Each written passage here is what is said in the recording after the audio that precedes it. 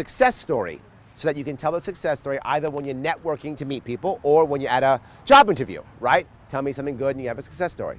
And I would go through and talk to people, and I'm literally fighting them to give me a success story. They won't do it. I remember one of them really sticks in my head. It's a sailor. We're chatting back and forth. I'm trying to get him going around the classroom more than once. And the guy finally says, well, right, yeah, I saved the guy's life once. You saved the guy's life once? That's huge. And he's like, well, but I was just doing my job. Yes, but we're civilians now. We don't get to save somebody's life. You tell someone you saved someone's life, and they're a 25-year-old HR manager, they go, oh my God. But here's the worst part. You know what he wanted to do for a living? Security guard. You would think if you're hiring a security guard, you would want a guy who'd saved someone's life already. That would be like, you're hired. The guy couldn't get a job as a security guard. He wouldn't tell that story. I'm hiring someone, you tell me that story, I'm like, when can you start? You literally have shown me that you will save someone's life. And you want to be a security guard. Of course I want that. At a Marine, he was doing Overwatch in Afghanistan. There's Overwatch, some of you might know Overwatch is you're overwatching convoys, making sure there's no IEDs, no one gets hurt, no one gets shot, right? Usually, oh, so you know, usually they often use snipers, but not always. Very often they use snipers. Security, convoy security, and, yep. and route patrol. There we go, exactly. So this guy's on Overwatch. I think his tour, Overwatch was 6 months, if I'm not mistaken. I forgot, I think it was 6 months. And we're talking, and finally comes up, well, you know, we had 100%. I said 100%, not one IED. He goes, not one went off. We found them, but not one went off. We had 100% on my 6 months. I said, you understand how amazing that is? And what did he say? Well, no, that's my job, doing my job.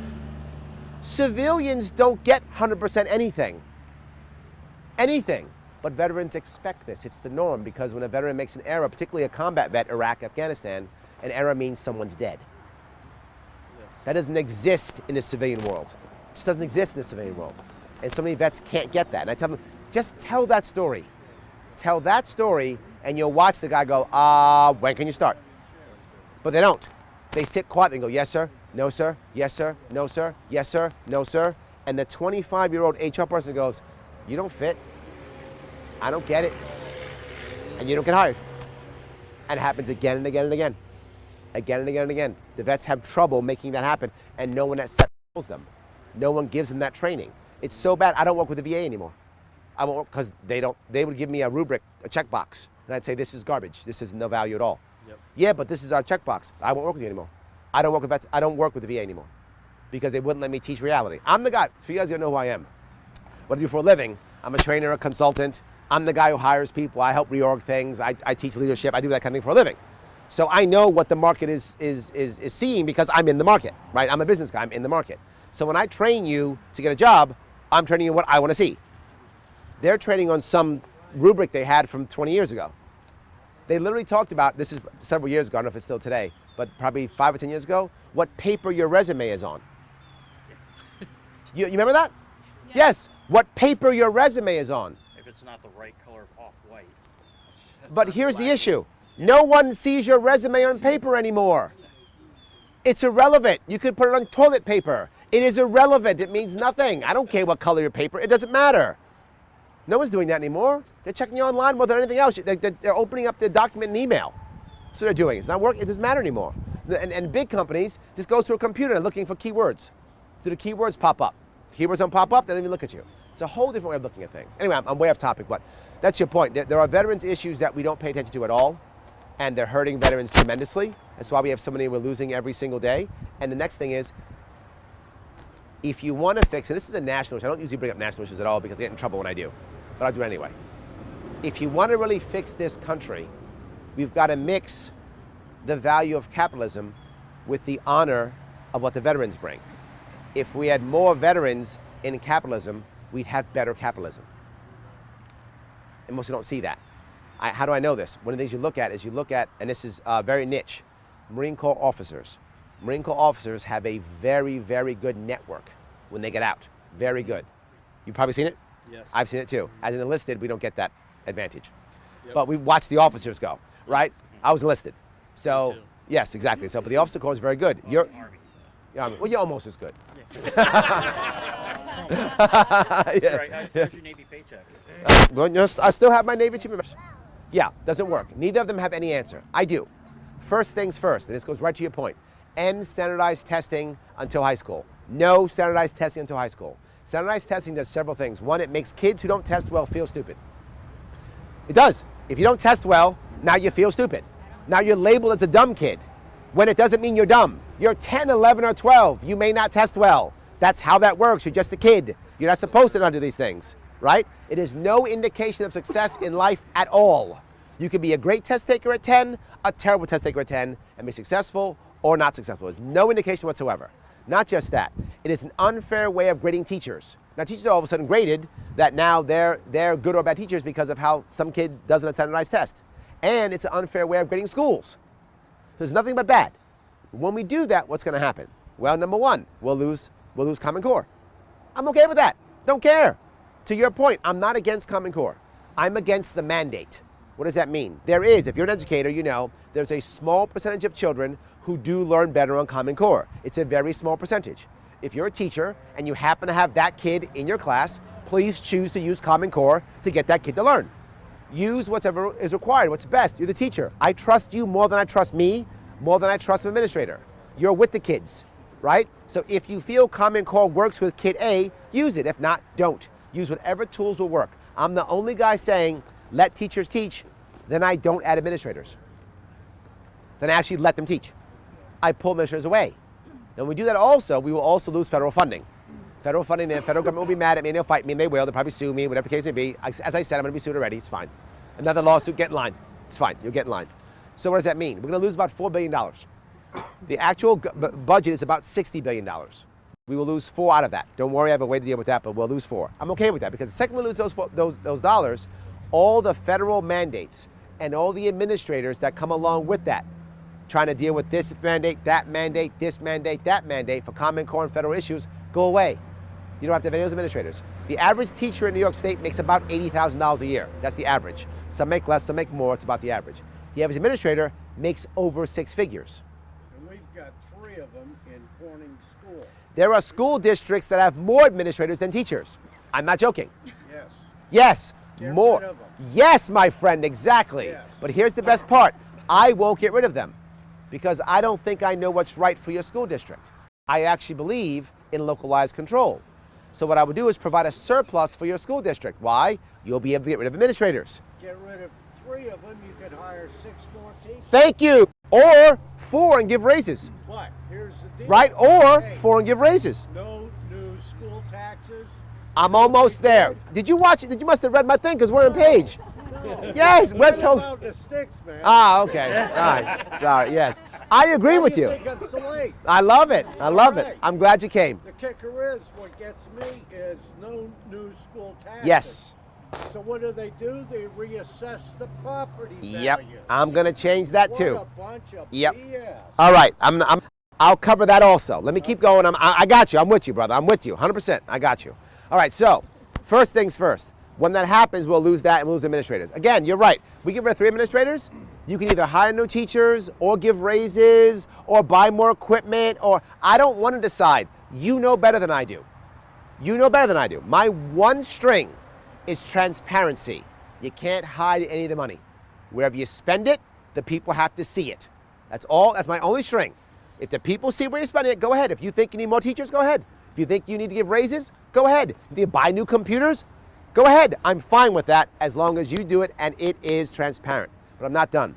On top of that, I want to make sure that we change K through 12 instead to K through 10.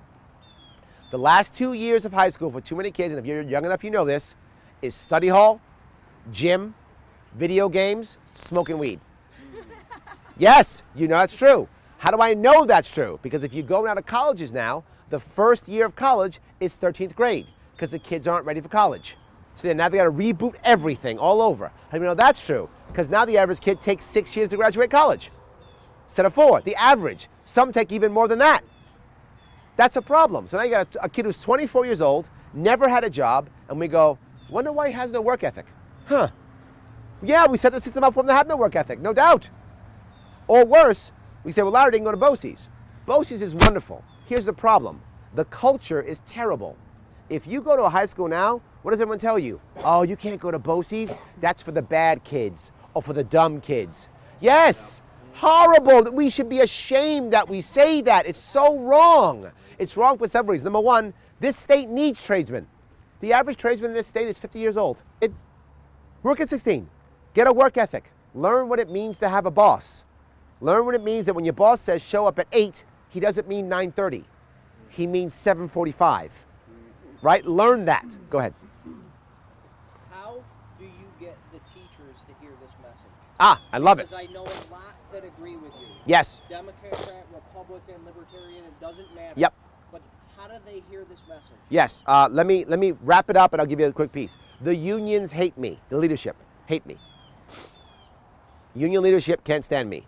The union members love me. Every teacher I talk to when I say this, every single one loves it. There's no exception so far. I've been telling this story for, 9 months more, 10 months? I've had this plan for about 10 months already. Every teacher I talk about loves it because I'm the only guy who says, let teachers teach, then I don't add administrators. I actually mean, let them teach. I actually mean that. I'm not pandering. It's the right answer. So how do they hear it? You tell them. That's how they hear it. You tell them. I don't have $31 million that His Majesty King Andrew has. I have you. That's why I'm here. You tell them. That's how they hear it. You tell them, and you tell them, and you tell them. That's how they hear it. But let me finish the plan real fast. So I said, go get a job. If you don't do that, no worries. Start a business. Any of those things. Start any of them, whatever you want. Now, the advantage of having a job at 16 is also the same as a trades issue. If you have a job at 16, you can work for less money because you're living at home, which means you don't need so much foreign labor. Why? You have youngsters who are now trying and testing out farming, testing out manufacturing, testing out all the types of trades, becoming plumber's assistants, doing those types of things. Now, two things I get all the time. Larry, they're 16, they're young. I know they're young, and that's a good thing. The cost of failure at 16 is nothing compared to the cost of failure at 26. Fail at 16. You fail at 16, mom and dad are still there. I failed at 16 and my mom's there. I go back to mom and go, Mom, I messed up. I'm 16. I didn't want to work on a farm. It's a bad idea. Can I go to college now? Yeah, let's get you in college. Let's get you in school. Okay, you made a mistake. We can fix it.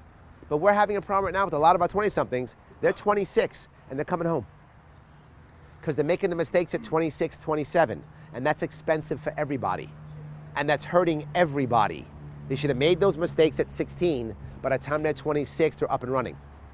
They're up and running. And what's the example of that? The dumb BOCES kid who's 24 years old became a plumber. The other one didn't. The smart kid didn't. The smart kid's 24 years old with $100,000 in debt, a degree that has no value in the marketplace, and is working as a barista. The dumb kid who went to BOCES is a plumber. He makes at least $70K a year and has no debt. I want to be the dumb kid. We change that. Now, the second thing I get is, Larry, how are you going to pay for it?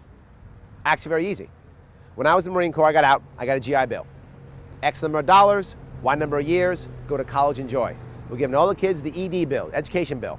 You got $20,000 sitting in an account, the government will write a check to the school of your choice. $20,000, 5 or 7 years to use it. Good luck. I'm not joking. That's it. What will happen? I promise you this. A bunch of prep schools will pop up all over the place. Good prep schools that will get you into colleges you want to get into. They'll focus on things like medicine, or they'll focus on things like business, or they'll focus on things you care about, and it will set you up. They may even focus on life things like how to have a checkbook, what's a mortgage like, what's interest. I'm serious. How to change a tire. How to change a tire. That's correct. All those things. They can be all those things. Why? Because their private schools will pop up. When they pop up, guess how much they'll cost for 2 years? Yes, they will. $20,000. They will all cost $20,000. They pop up everywhere. Trade schools will pop up. $20,000. Right? New ideas of getting a 2-year degree will pop up. $20,000. Sounds amazing. I love that. Well, here's the kicker. Right now, we're paying $22,000 per year per kid. With this plan, we pay $10,000 per year per kid. We save $12,000 per year. There's about 400,000 11th and 12th graders. That's over $4 billion. That's our federal funds. We just made up our federal funds in 1 year right away and got rid of administrators. So what did I just do? I just gave every single school district a surplus. Every school district just got a surplus that they will choose how to repair, how to fix. But I have to go further. This goes to your point. I also want to eliminate all school tax. Eliminate all school tax. No school tax. Local communities shouldn't be paying for their schools. Instead, We should have the state pay. Why? Because the Constitution says so. Our Constitution says the state has to pay for all of it. Great, it should. So the state will pay for it. A straight check goes to every school district, number of kids times X $1,000. I'm not sure what that number is. My guess right now is about 17K is my guess, but I'm not sure what that is yet. We'll figure that number out. There's your check. Good luck. No extra funds. No, oh, we have an economic board that has decided that you're my crony, my buddy, and you. I wouldn't implement it. I would simply make it transparent. The districts know it. They can adopt it if they think it's appropriate. You can adopt it any way you want to adopt it. Transparency will make things better. But it's more important issue. If you just get number of students times X, it doesn't matter if you consolidate or not for money issues. You will consolidate or not consolidate your school districts because it will serve your people better. The money doesn't change. There's no difference in cash. You get the same amount of money any way you decide. It's irrelevant. So you can decide and you can consolidate if it will service the community better. Not because I think you should decide to consolidate or not. It will change everything. But I'll go one step further. Why I love this plan so much. Think about this. I had a guy come to me one day and he says, my son, boy, he's book smart. He's so book smart. He's not street smart. He's really, he said that. But he's book smart. He's not street smart at all. He has like no social skills. I'm like, okay, it's great. But when he gets to high school, what's going to happen? He goes, what do you mean? He says, he's going to get bullied. Do you guys not remember high school? That kid gets bullied, right? But imagine 16, 17, 18, he's not in regular high school. He's in a prep school with smart kids like him. He's with his own kind. All smart kids. He doesn't get bullied anymore. What about that kid who became the bully? Who doesn't want to be in high school, who really wants to be in a trade school somewhere, but is forced to go to high school because he's not one of the dumb kids. So he becomes the bully. He's mad. He's striking out. He's taking study hall and gym. He's not anymore. Now he's in a trade school with other guys who want to be working with their hands, who want to be doing stuff. They're making things. They're building stuff. They're thinking about business ideas. They're getting stuff done. Changes everything. Imagine you're a teacher. You're a teacher now, and in your classroom is only kids who want to be there. Think about the different kind of environment you would have as a teacher or as a student.